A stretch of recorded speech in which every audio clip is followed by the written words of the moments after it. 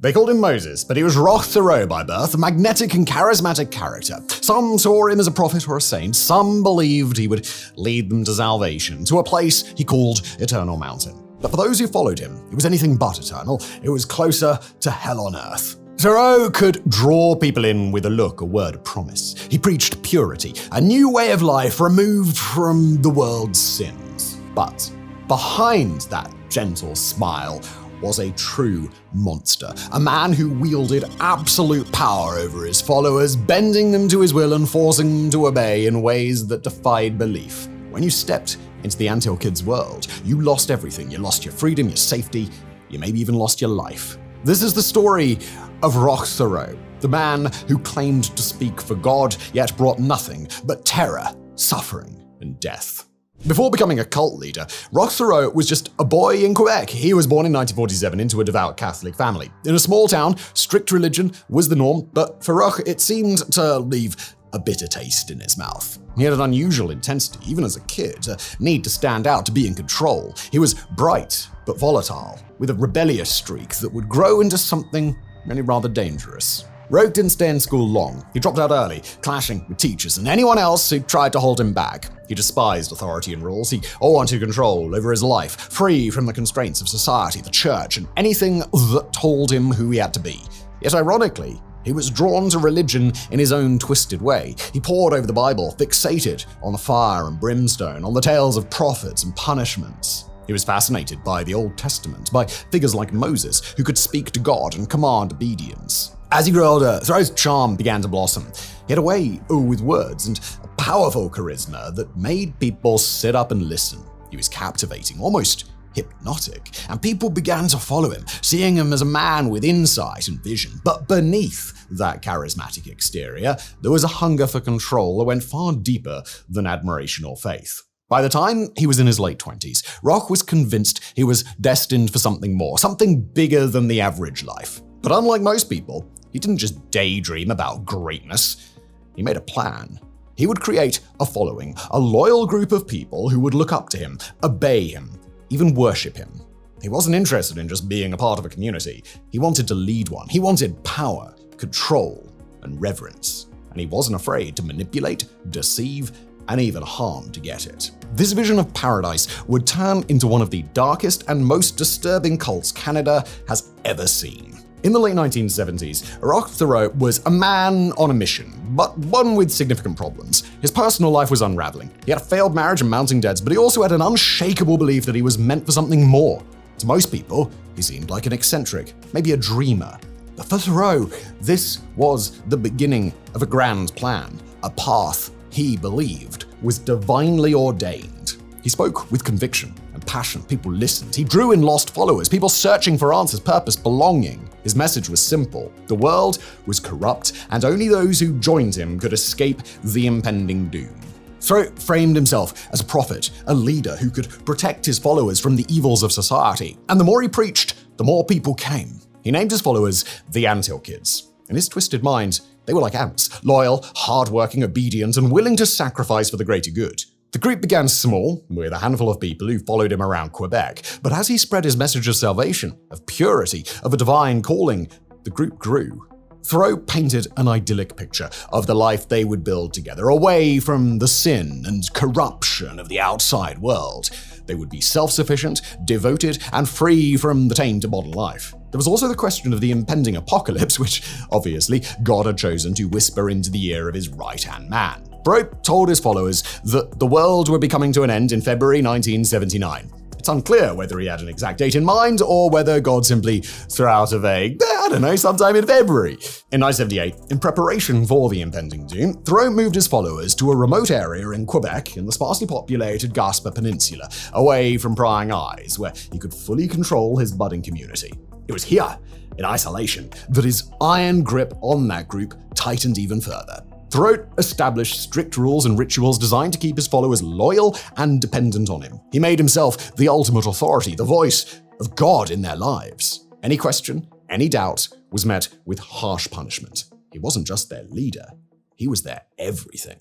Life of the Antioch Kids was a constant cycle of labor, punishment, and blind obedience. Thériault enforced grueling work hours, making his followers build and maintain their commune under harsh conditions. They worked long days, often with little food, little rest, no freedom. Thériault used isolation as a weapon, cutting off his followers from the outside world. They had no access to family, to friends, or any form of support beyond what he specifically allowed.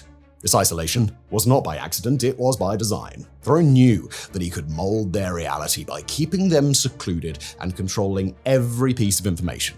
Thériault controlled every aspect of life in the Antioch Kids. He rationed food, often depriving his followers to keep them weak and dependent. He dictated when they could sleep, when they could speak, even how they could think. He would lead hours-long sermons lecturing them on loyalty, purity, and their duty to him and God. If someone disobeyed, if they dared to question him, they faced punishment. And these punishments weren't just harsh, they were sadistic. At its peak, the Antioch Kids consisted of 12 adults, 26 children, all of whom shared the same father, if you know what I mean, and Thériault's reign of terror didn't stop with the adults. The children of the Antioch Kids were also subjected to his cruelty. Raised in the isolated, controlled environment, they endured neglect, starvation, physical abuse. To Thériault, they were a part of the community's sacrifice, innocent vessels to be molded in his image.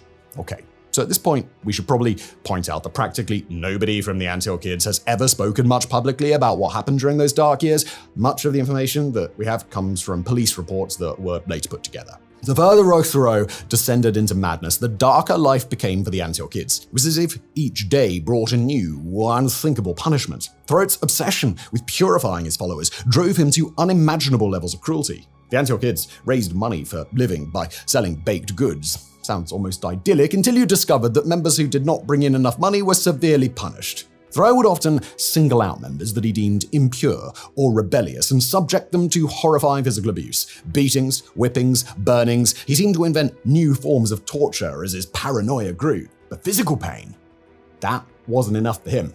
He wanted control. Absolute, unquestionable control. So he began using psychological torment to break down his followers' minds. He would publicly humiliate them, forcing them to confess sins they hadn't committed, manipulating them into believing that they were guilty of crimes against the group, against him. And it gets a lot worse. Punishments included making members break their own legs with sledgehammers, sit on lit stoves, shoot each other in the shoulders, and eat dead mice and feces. If a person wished to leave the commune, Thériault would hit them with either a belt or a hammer, suspend them from the ceiling, pluck each of their body hairs individually, or even defecate on them. One of his most disturbing tactics was his so-called medical treatments. Without any formal medical training, Thériault convinced himself that he could heal ailments by removing them himself. These surgeries including injecting a 94% ethanol solution into stomachs or performing circumcisions on the children and adults of the group. He would perform grotesque, makeshift surgeries with crude tools without anesthetics and often maiming his followers in the process. Those who suffered from minor injuries or ailments would be subjected to operations where Thériault would use pliers to pull out teeth, perform amputations, or slice open limbs to drain the evil. This man was pure sadism. As you might have guessed, the world did not end in February 1979, surprise. When his followers questioned this, Thériault explained that our world and God's world run on different time zones and just left it at that. At this stage, the level of delusion and manipulation was so great that he could have said anything to his followers, who still worshipped him. In 1987, social workers removed 17 of the children from the commune due to the deplorable conditions, but Thériault faced no repercussions for his abusive acts towards the adults or children. However, there was a sense that the situation was escalating rapidly. Thériault had reportedly turned to worship not only God, but also anything alcoholic, and his sadistic behavior worsened even further. Things were so bad that one of Thériault's wives left a newborn child, Elisa Lavalley, outside to die in freezing temperatures to save him from the abuse. As time went on, Thériault's paranoia and delusions only deepened. He began to see threats and sin everywhere, and his punishments became increasingly violent. Any follower who showed the slightest hint of doubt or resistance would face brutal consequences, often with the entire commune forced to watch. His followers' fear of him reached such an extreme that they became willing participants in his madness, too afraid to question him, too broken to see a way out. One of the most infamous cases was that of Solange Boyard, a follower who had once been devoted to Thériault. In 1988, she complained of a stomachache, a minor issue, something that should have been easily treatable. But in Thériault's twisted mind, this was a sign of impurity, of something evil that needed to be purged. What followed was absolutely horrific. Using kitchen utensils, a blade, and no anesthetic, Thériault cut open her abdomen, claiming he was removing her sickness. Bayard endured unimaginable pain, and as her condition worsened, he escalated his bizarre treatments, injecting her with unclean fluids and continuing his macabre surgery. Bayard died the following day. And if this story could get even sicker, Thériault, who claimed he could resurrect the dead, then ordered Bayard's brain to be removed. Then the next step, and honestly, not kidding, he ejaculated on the brain, no doubt spouting some kind of religious woo-woo. When Bayard didn't rise from the dead, her body was buried a short distance from the commune. Bayard's death was a turning point, but not straight away. Instead of taking responsibility, Thériault rationalized her death, twisting it into another grotesque example of his purification process. He forced his followers to accept it as a necessary act, as proof of his divine purpose. He even went so far as to claim her death was her path to salvation, that her suffering and death were part of his grand vision. However, the end was coming.